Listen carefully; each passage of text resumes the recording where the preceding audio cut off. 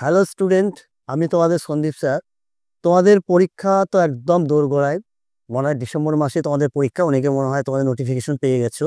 তো আজকে আমি যে ব্যাপারটা নিয়ে তোমাদের সাথে আলোচনা বসছি, মানে আলোচনা করছি বলতে একটা সাজেশন তোমাদেরকে করে দেবো, সেটা হচ্ছে আইডিসি পেপার।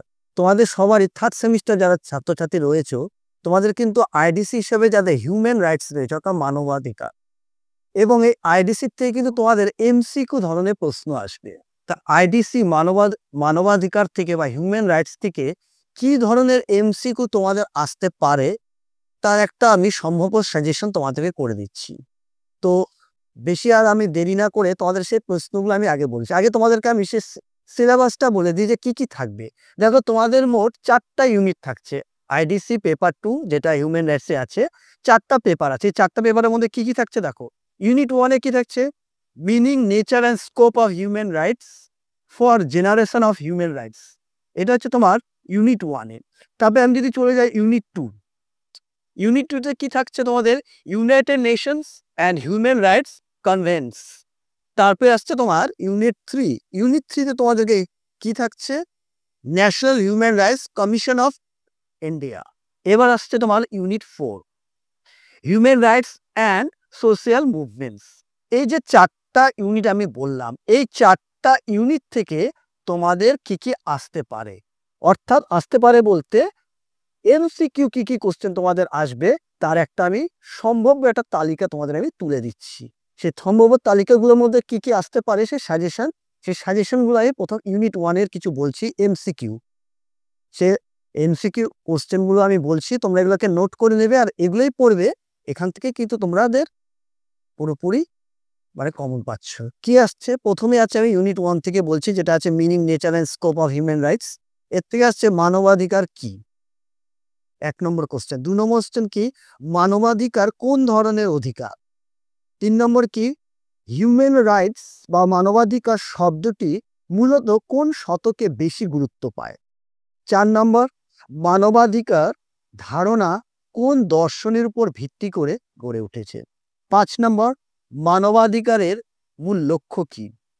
6 নম্বর, মানবাধিকারের ধারণা কে সবচেয়ে আগে প্রাতিষ্ঠানিক রূপ দেয়। মানবাধিকারের ঘোষণার আগে কোন যুদ্ধ মানবাধিকারের গুরুত্ব বাড়ায়।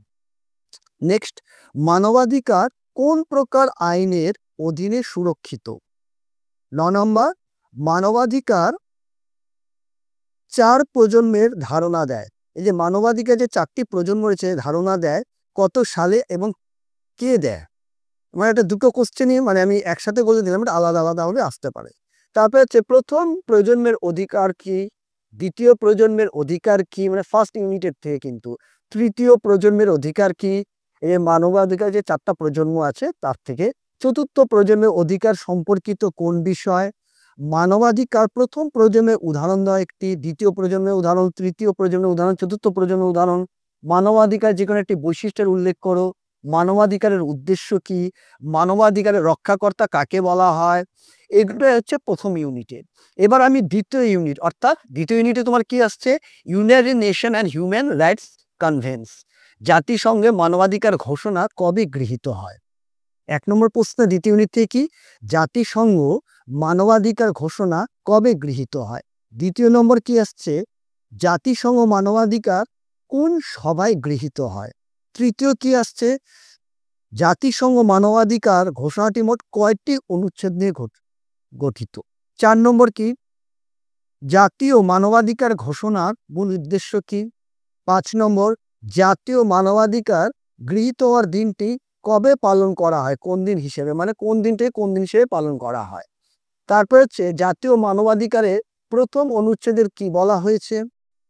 মানবাধিকার দুটি আন্তর্জাতিক কবে গৃহীত, আন্তর্জাতিকতা কবে গৃহীত হয়। এরকম বিভিন্ন রকম। আইসিসিপিআর এর সম্পূর্ণ নাম কি? যে international covenant of on civil and political rights. ICESCR এর সম্পূর্ণ নাম কি? আইসিসিপিআর কবে কার্যকর হয়, আইসিইএসসিআর কার্যকর হয় কবে। বিভিন্ন রকমের এই ধরনের আসতে পারে, মানে এই সমস্ত কোশ্চেন তোমাদের। বা ইউএনএইচআরসির সদর দপ্তর কোথায়, জাতিসংঘের কতগুলো সদস্য রাষ্ট্র আছে। ঠিক আছে, এই ধরনের প্রশ্নগুলো তোমরা তৈরি করবে। এবার ইউনিট 3 কথা বলছি। National human rights commission of India, মানে ভারতের মানবাধিকারের কমিশন। এখান থেকে এমসি তোমাদের কি কি পড়তে হচ্ছে, যেমন বলছে কি ন্যাশনাল হিউম্যান রাইটস কমিশন বা ভারতীয় মানবাধিকার কমিশন কোন আইনে গঠিত হয়। তারপরে হচ্ছে কি জাতীয় মানবাধিকার কমিশন কবে প্রতিষ্ঠিত হয়, মানে কবে, কত তারিখে এবং কত সনে। বা জাতীয় মানবাধিকার ভারতের সদর দপ্তর কোথায় অবস্থিত, ভারতের জাতীয় মানবাধিকার সদর দপ্তর কোথায় অবস্থিত। বা জাতীয় মানবাধিকারে ভারতের জাতীয় মানবাধিকারের চেয়ারম্যান কে হন।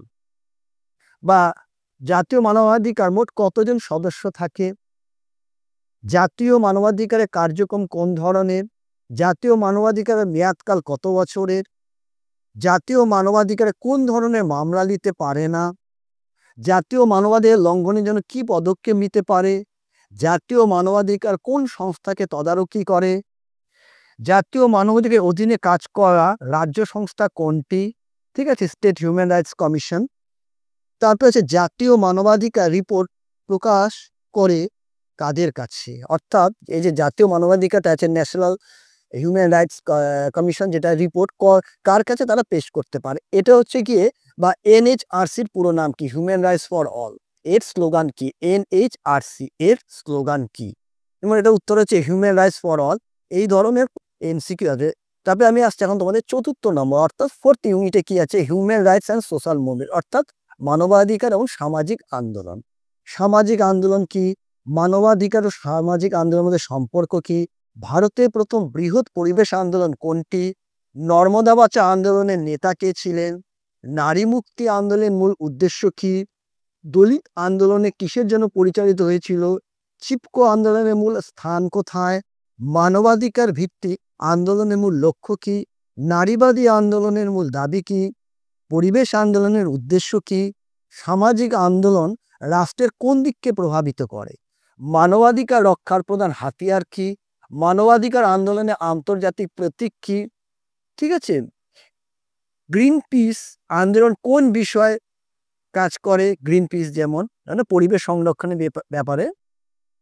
মানবাধিকার ও সামাজিক আন্দোলনের মধ্যে কি ধরনের সম্পর্ক, সামাজিক আন্দোলনের সাফল্যের প্রধান উপাদান কি, মানবাধিকারের স্থায়ী রক্ষার উপায় কি। এই ধরনের প্রচুর কোশ্চেন আমার কাছে আছে এবং তার উত্তর এরকম যদি আমি পরপর আমি যতটুকু তোমাদেরকে বললাম সেগুলো যদি তোমরা ভালো করে তৈরি করে যাও, তাহলে কিন্তু তোমরা 100% এই যে তোমাদের যে হিউম্যান রাইটস থেকে যেটা আসছে সেটা কিন্তু তোমরা এমসিকিউ সবগুলো তোমরা কমন পাচ্ছ। আর এখন ব্যাপারটা হচ্ছে গিয়ে, কারণ তোমাদের সবারই এখন পরীক্ষা সামনে এখন দোরগোড়ায়, তো এটাকে আর বেশি বিলম্বিত না করে তোমরা এগুলো প্রশ্নগুলো তৈরি করতে থাকো। এরপরও যদি তোমাদের কিছু অসুবিধা হয় তোমরা আমার সাথে যোগাযোগ করতে পারো। আমি আবারও বলছি আইডিসি হিউম্যান রাইটস যাদের আছে সেমিস্টার 3 মেজর মাইনর তাদের কিন্তু এটা আসবে। আর এটাকে আর বেশি না বাড়িয়ে এটাই শেষ কথা বলতে চাই। এরপরে যদি তোমাদের কোনো দরকার পড়ে বা প্রশ্নের উত্তর দরকার হয় তাহলে তোমরা আমার সাথে যোগাযোগ করে আরো বিস্তারিতভাবে তোমরা এর উত্তর পাবে। তো আজকে এখানে শেষ করছি। নেক্সট ভিডিওর জন্য তোমরা প্রস্তুত থাকো, নেক্সট সাজেশন আসছে খুব শীঘ্রই।